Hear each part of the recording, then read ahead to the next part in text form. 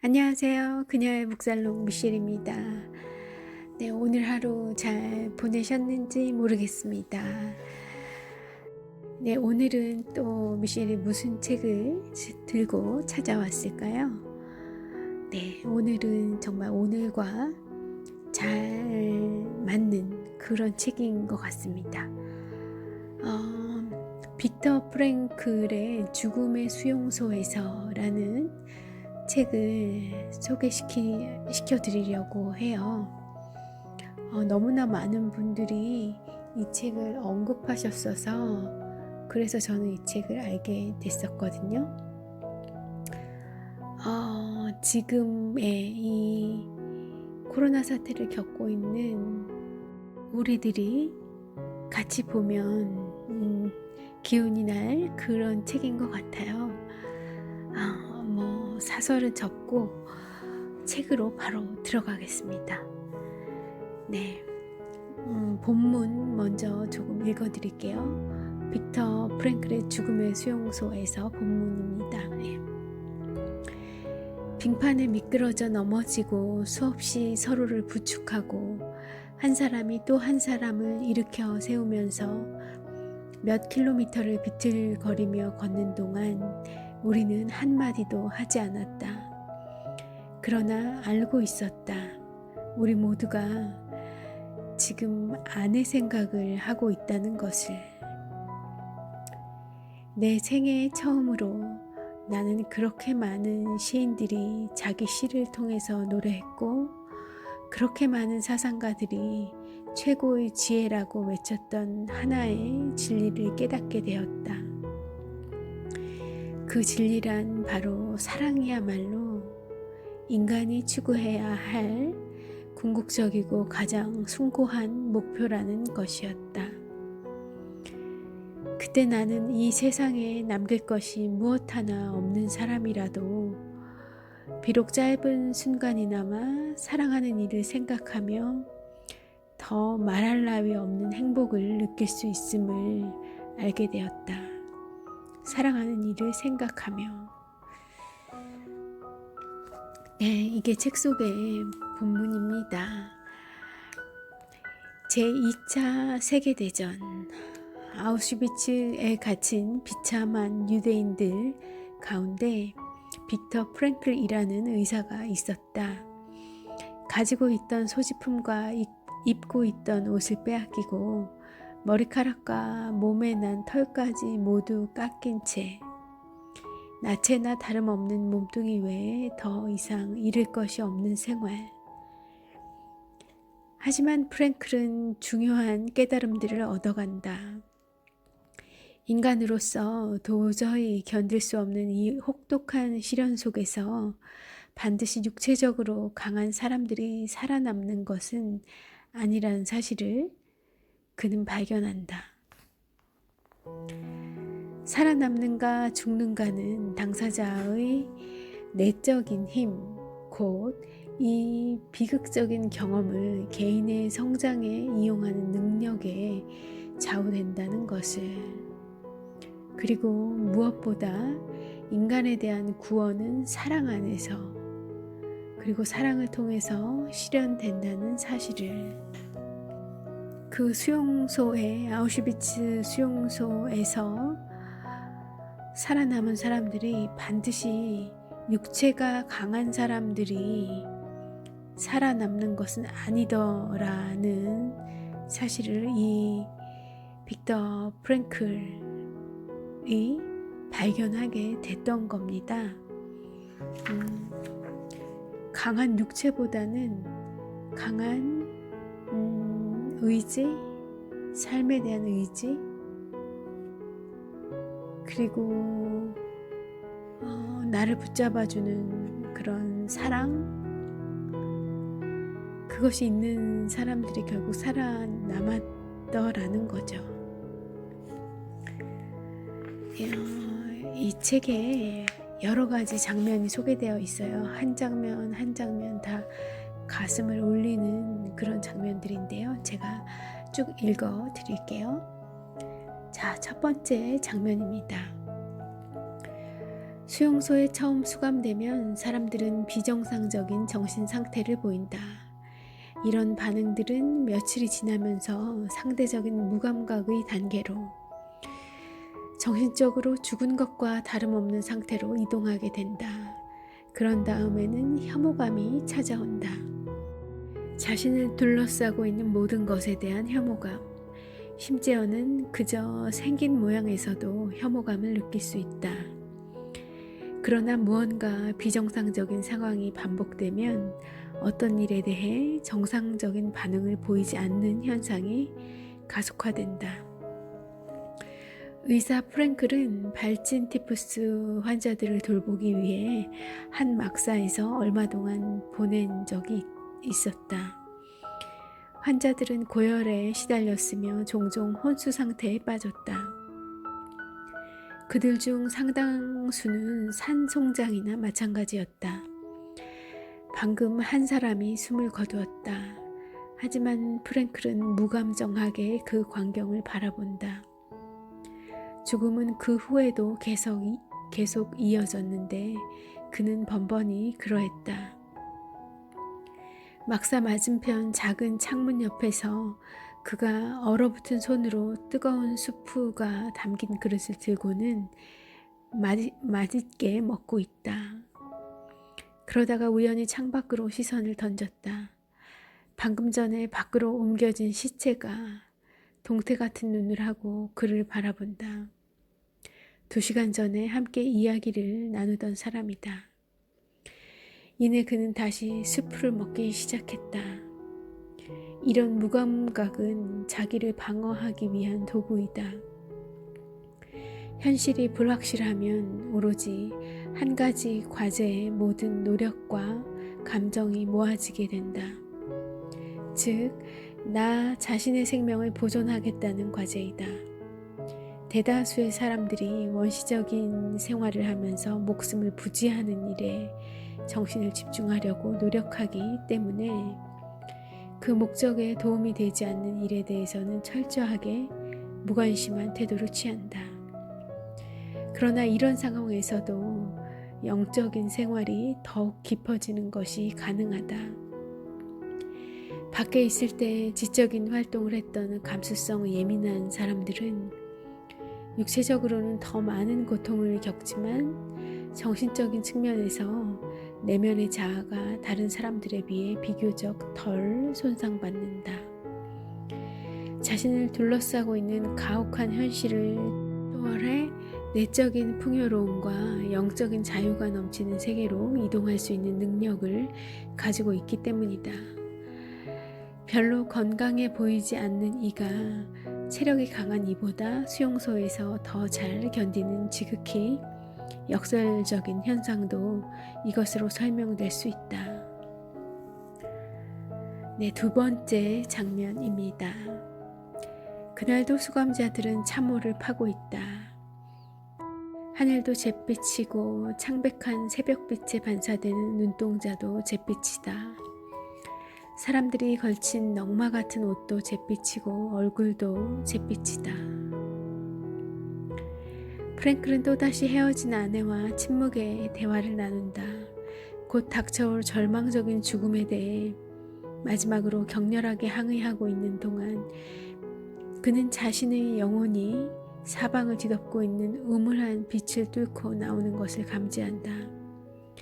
그는 그것이 절망적이고 의미 없는 세계를 뛰어넘는 것을 느꼈으며 삶의 궁극적인 목적이 있는가라는 마음의 물음에 어디선가 그렇다라고 응답하는 활기찬 음성을 듣는다. 바로 그 순간 수평선 저 멀리 그림처럼 서있던 농가에 불이 들어왔다.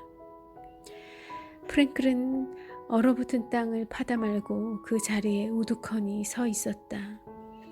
감시병이 지나가면서 욕을 했고 그는 또 다시 사랑하는 사람과 대화를 나누었다.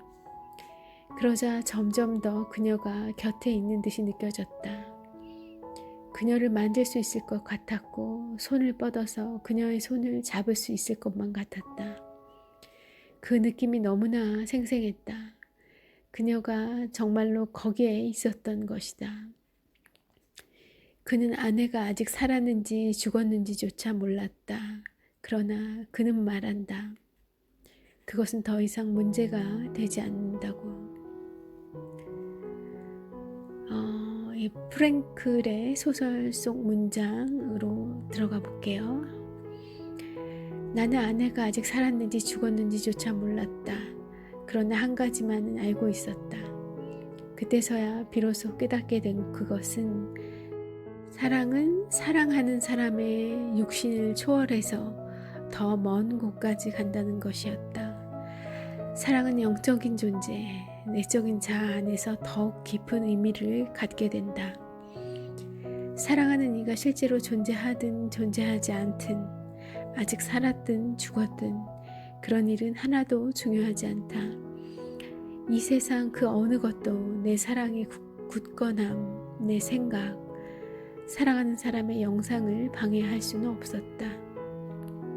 사실 그때 아내가 죽었다는 것을 알았더라도 나는 전혀 개의치 않고 아내의 모습을 떠올리는 일에 나 자신을 바쳤을 것이다. 나와 그녀가 나누는 정신적 대화 역시 아주 생생하고 만족스러웠으리라. 자, 세 번째 장면으로 넘어가 보겠습니다.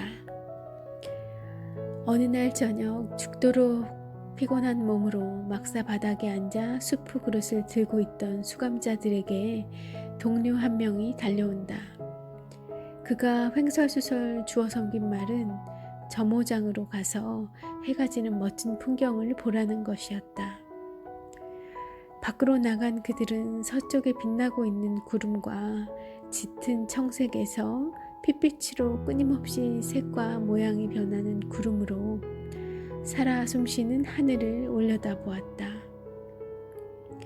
진흙바닥에 팬 웅덩이에 비친 하늘에 빛나는 풍경이 잿빛으로 지어진 그들의 초라한 임시막사와 날카로운 대조를 이루고 있었다.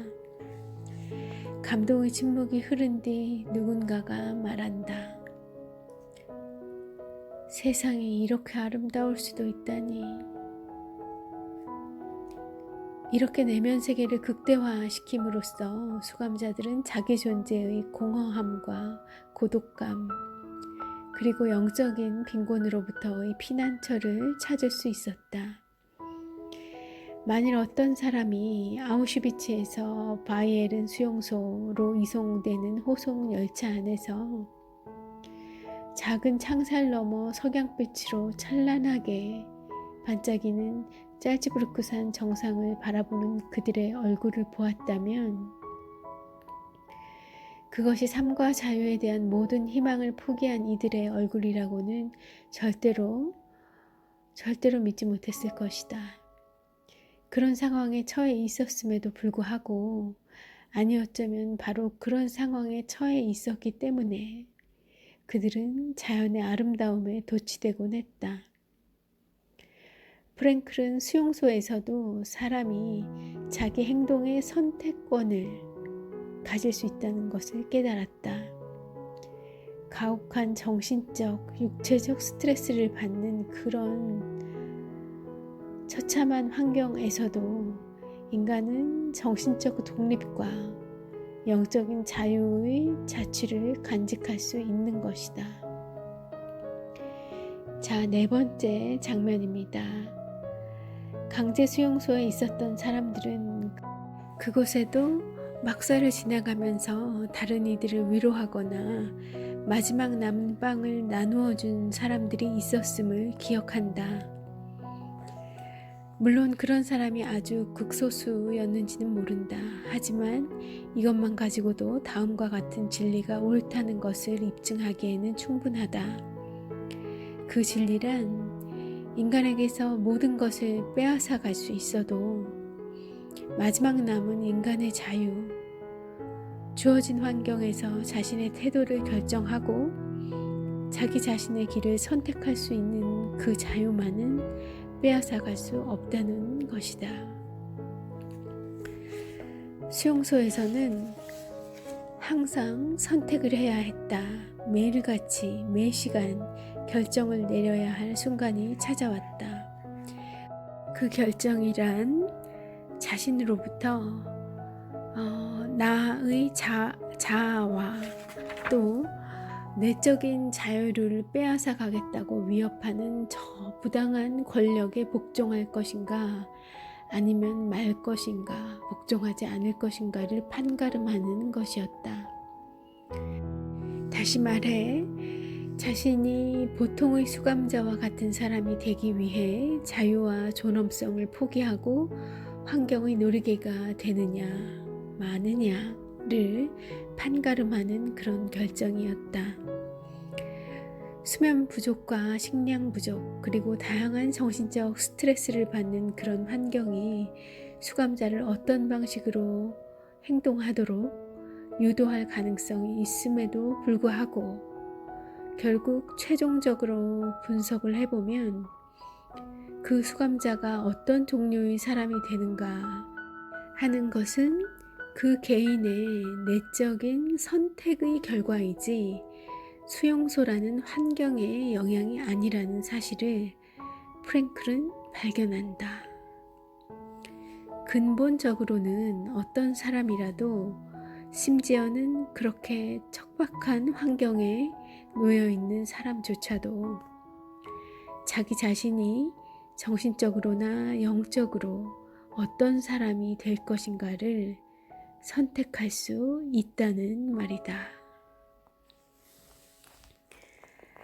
네, 5번째 장면으로 넘어가 보죠. 이 젊은 여자는 자기가 며칠 안에 죽으리라는 것을 알고 있다.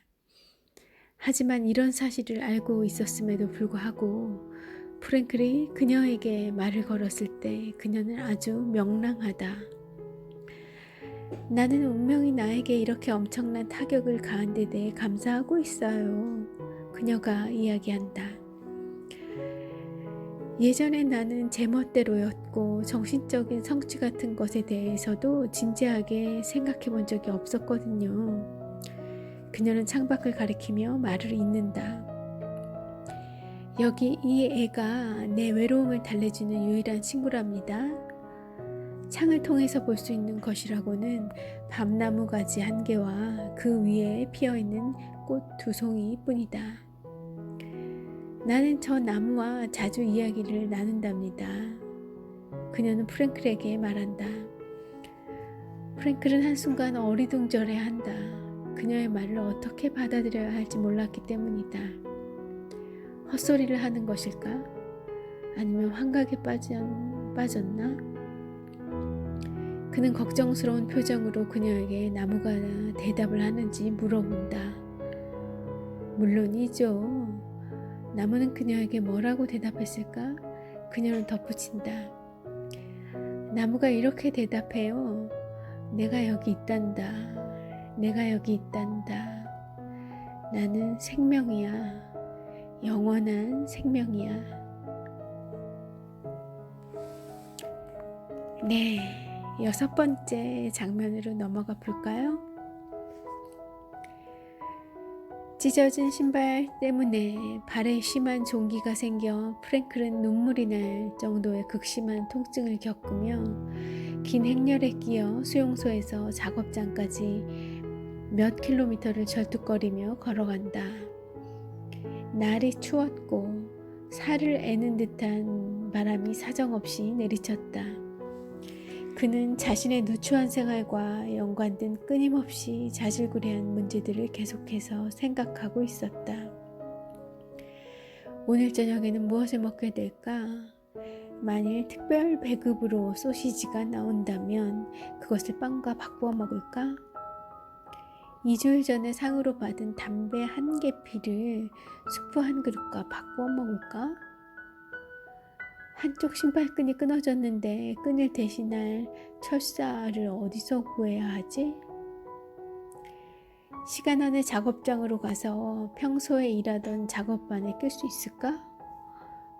그렇지 않고 다른 작업반에 들어갔다가 거기서 고약한 감독을 만나게 되면 어떡하지?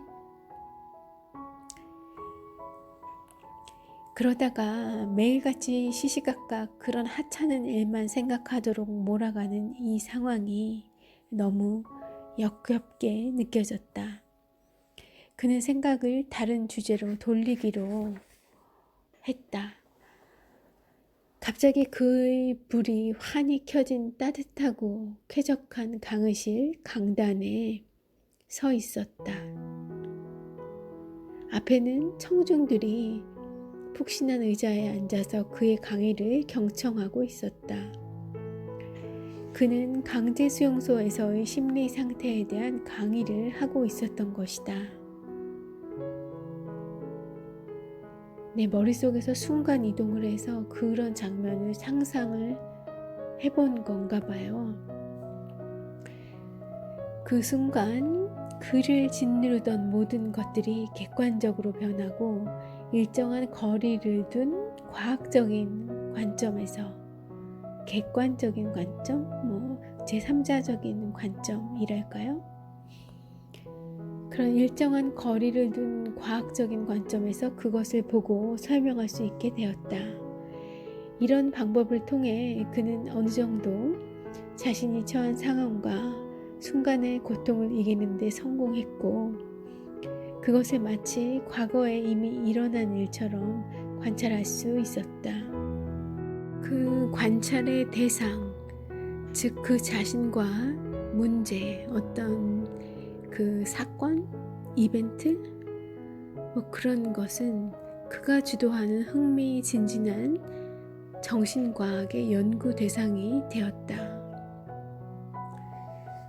자신의 미래에 대한 믿음을 잃어버린 수감자는 그와 더불어 정신력도 상실하게 된다. 그런 이는 자기 자신을 퇴화시키고 정신적으로나 육체적으로 퇴락의 길을 걷는다. 수용소에서 사람의 정신력을 회복시키려면 그에게 먼저 미래에 대한 희망을 보여주는 데 성공해야 한다. 니체가 말했다. 왜 살아야 하는지 아는 사람은 그 어떤 상황도 견딜 수 있다라고. 1942년 아내, 부모와 뿔뿔이 흩어져 강제 수용소에 갇힌 빅터 프랭클. 이 빅터 프랭클 의사는 3년 뒤 미군에 의해 구출된다. 아내와 부모는 수용소에서 살해되었다. 그 후 그는 재혼했으며 딸을 낳았고 빈 대학과 하버드 대학에서 심리학을 가르쳤다. 빈에서 1997년 9월 눈을 감았다. 자, 다시 그 죽음의 수용소에서 그 책 속에 있는 몇 문장 읽어 드릴게요. 정말 중요한 것은 우리가 삶으로부터 무엇을 기대하는가가 아니라 삶이 우리로부터 무엇을 기대하는가 하는 것이다. 우리가 삶으로부터 기대하는 것, 그것이 중요한 것이 아니라 삶이 우리에게 무엇을 기대하는가, 그것이 중요한 것이다. 정말 중요한 것이다 라는 거죠. 삶의 의미에 대해 질문을 던지는 것을 중단하고 대신 삶으로부터 질문을 받고 있는 우리 자신에 대해 매일 매시간 생각해야 할 필요가 있다. 그리고 그에 대한 대답은 말이나 명상이 아니라 올바른 행동과 올바른 태도에서 찾아야 한다. 인생이란 궁극적으로 이런 질문에 대한 올바른 해답을 찾고 개개인 앞에 놓인 과제를 수행해 나가기 위한 책임을 기꺼이 떠맡는 것을 의미한다. 네, 이게 너무 멋진 문장 아닌가요? 그냥 이 혈압적인 문장에 매료되어서 말씀드리는 것이 아니라 제가 오늘에 앞서서 입문적인 그런 콘텐츠를 담고 있는 책들, 또 그런 부분들을 발췌해서 그렇게 많이 읽어드렸는데 지금 이 빅터 프랭클의 이 문장들은 조금 다른 얘기를 하고 있어요. 그럴 수밖에 없는 게 이분은 거의 죽음에 비할 수 있을 그런 상황을 경험하신 거잖아요. 그런 경험이 있는 사람과 아닌 사람과는 삶에 대한 관점이 굉장히 다를 수 있죠. 그렇게 될 수 있는 어마어마한 체험이죠. 피할 수 있다면 안 겪어야 하는 결코 겪어서는 안 되는 그런 체험일 텐데 어쨌든 그래서 우리는 좀 배가 불러서 이분이 보시면 그럴 거예요. 우린 너무 배가 불러서 자꾸 인생이란 무엇인가, 삶이란 무엇인가 그렇게 질문을 던지는데 어찌 보면 이분의 경험에서는 참 가짜는 질문이랄까 하찮은 질문인 거죠. 그리고 어이없는 질문일 수도 있는 거고 배부른 질문인 거죠. 그보다는 지금 삶이 나한테 기대하는 건 그 수용소에서는 무엇을 기대했을까요? 버텨라, 살아내라, 살아남아라, 이겨내야 한다. 그게 삶이 질문하는 것, 삶이 요구했던 것 아닐까요? 너는 매 순간 이겨내야 한다. 살아남아야 한다. 그리고 너는 매 순간 너를 굴복시키려고 하는 저 것들로부터 저 세력과 이 환경 이 정말 현실이라고 믿겨지지 않는 그런 이 상황을 굴복하지 말아라. 굴복하지 말 것을 너를 지킬 것을 비단 육체적으로 뿐만이 아니라 정신적으로도 너를 당당하게 지켜낼 것을 삶이 요구하고 있었다는 거죠. 삶이 그리고 나를 사랑하는 그 누군가가 나를 붙잡아주는 나를 살게끔 붙들어주는 심지어 그가 죽었을지라도 죽은 상태에서조차 본인은 죽은 상태에서조차 나를 살리기 위해 이 땅에 붙들어두고 있는 그런 것들 그런 것들을 저버리지 말고 살아내라. 그런 기대에 부응해줘라. 해야 한다. 그런 요구들을 삶이 끊임없이 요구하고 있었다는 거죠. 그것이 이 빅터 프랭클 의사님에게는 보인 겁니다. 더 많은 사람들에게 보였다면 좋았겠지만 아마 이 의사 선생님이 무슨 과가 전공인지는 여기 나와 있지 않아서 잘 모르겠는데 어쨌든 굉장히 그 철학적으로 사고하시는 것이 많이 내재화된 숙달이 된 그런 분이셨던 것 같아요. 어쨌든 그 힘이 이 빅터 프랭클 이 의사분을 지켜낸 거네요. 예. 이 책은 굉장히 많은 그런 위인, 살아있는 위인들 또 혹은 돌아가신 위인들이 굉장히 많이 추천하고 언급을 하고 있어요. 본인에게 굉장히 소중했던 책, 그리고 어떤 인생의 큰 깨달음을 얻게 된 그 한 문장을 준 혹은 얻은 그런 책과 저자가 누구인가 이 빅터 프랭클을 많이 지목을 하고 있더라고요. 그래서 관심을 갖고 있다가 이 법정 스님의 법정 스님이 사랑하신 책들 소개하는 그 책에서 이분을 만나게 되었네요. 이분 책은 구매해 놓고 헌책방에 다시 팔지 않고 가까이 두고 인생이 조금 힘들 때, 그럴 때 나약해지려는 나의 그런 마음을 좀 이렇게 붙잡아 줄 수 있는 책이 아닌가 싶어요.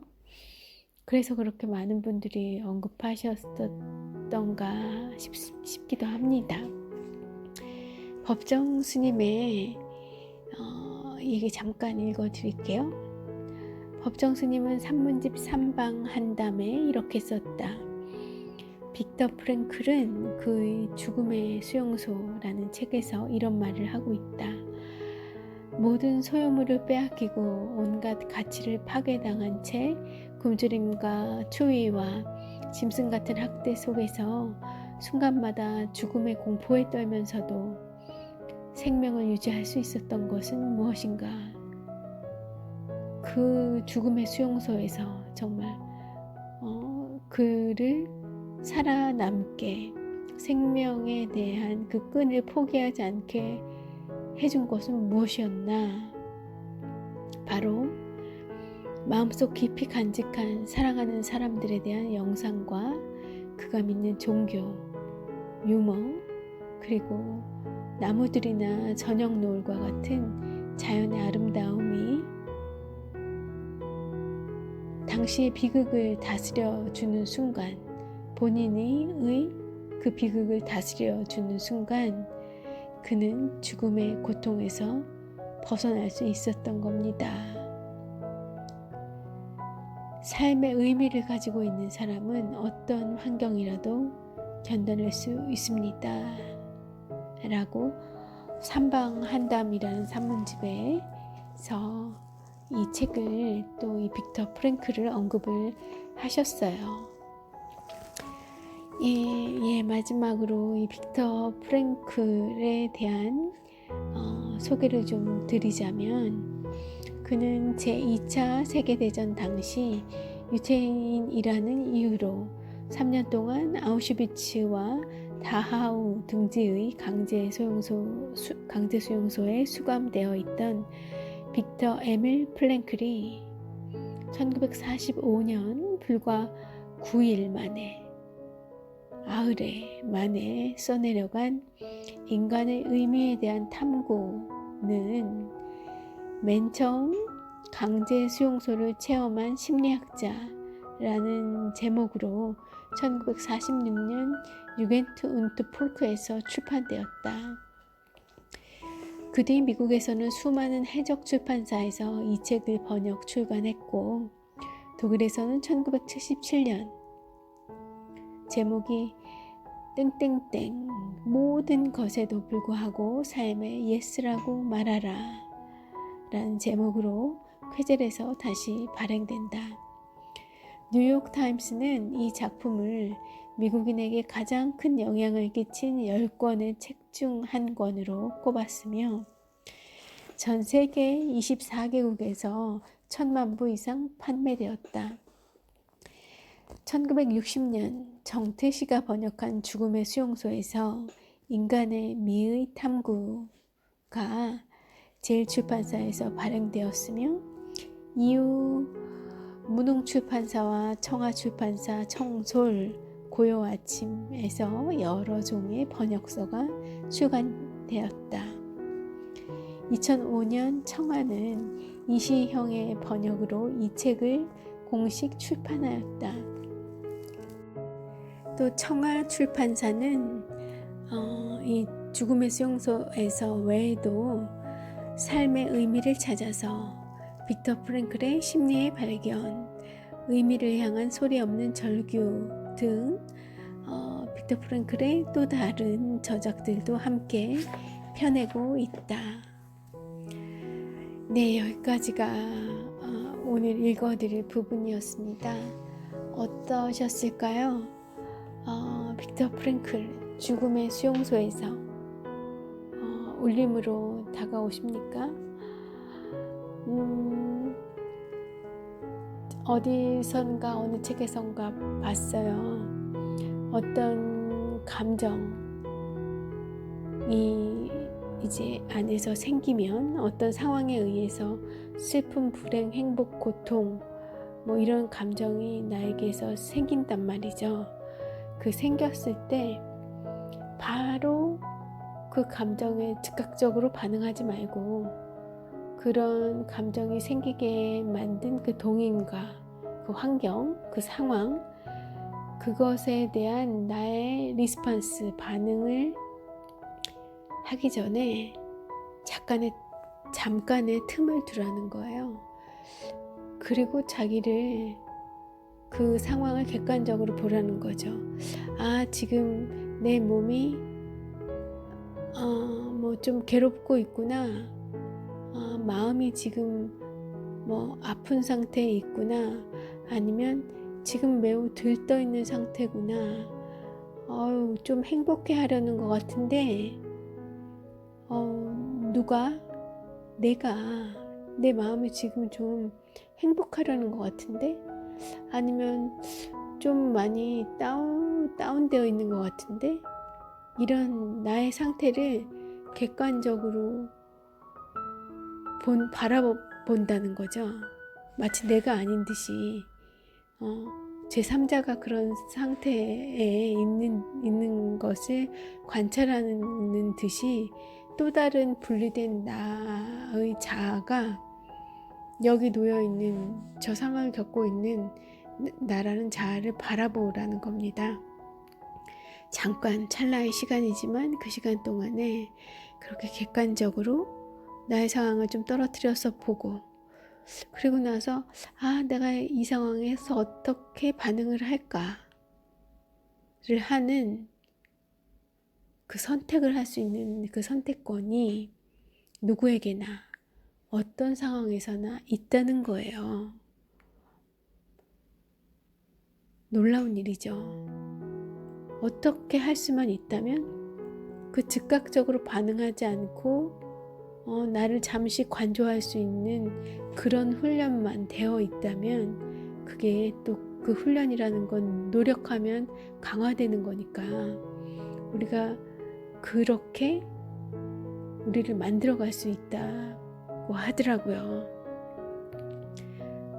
그것에 성공하기만 한다면, 그런 스킬을 획득하기만 한다면, 그런 훈련이 되어서 나의 습관이 되고 나의 그런 패턴이 된다고 하면 엄청난 힘을 가지게 되는 거죠. 엄청난 자기 통제력과 선택권과 그로 인한 자유, 나를 억압하려는 그런 상황에 굴복시키려 했던 그것으로부터의 자유, 그 세 가지를 다 얻게 되는 놀라운 경험을 누구든지 다 할 수 있다는 얘기를 하더라고요. 어디서요?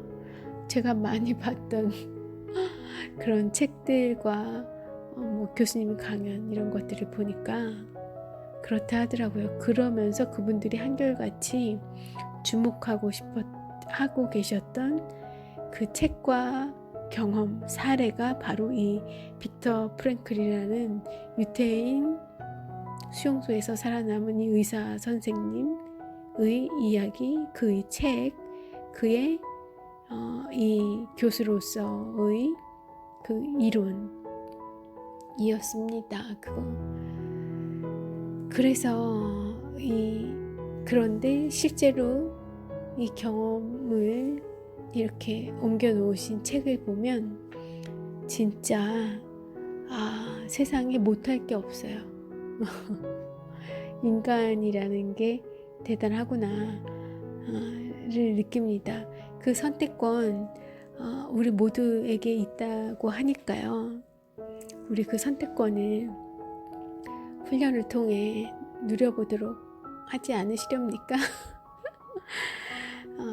저는 좀 노력하고 싶어요. 조금 인간미가 좀 감쇄되는 거 아닌가 싶은 생각도 듭니다만 또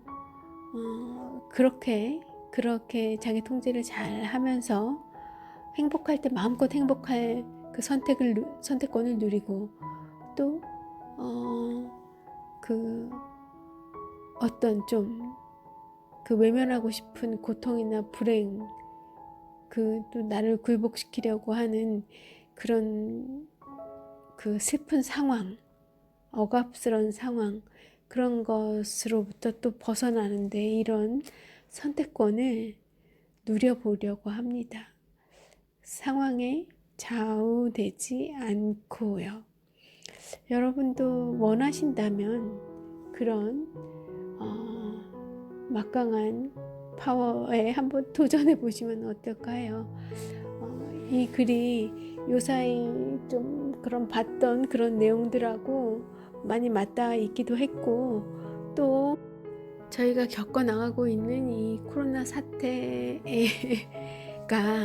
또 이것과는 또 아예 비교할 수 없는 그런 거긴 하지만, 어쨌든 이런 상황에 좀 저희가 객관적으로 의연하게 조금은 차분한 마음으로 대처했으면 하는 바람 때문에 아마 이 빅터 프랭클의 죽음의 수용소에서 이 책이 제 눈에 들어오지 않았나 싶고요.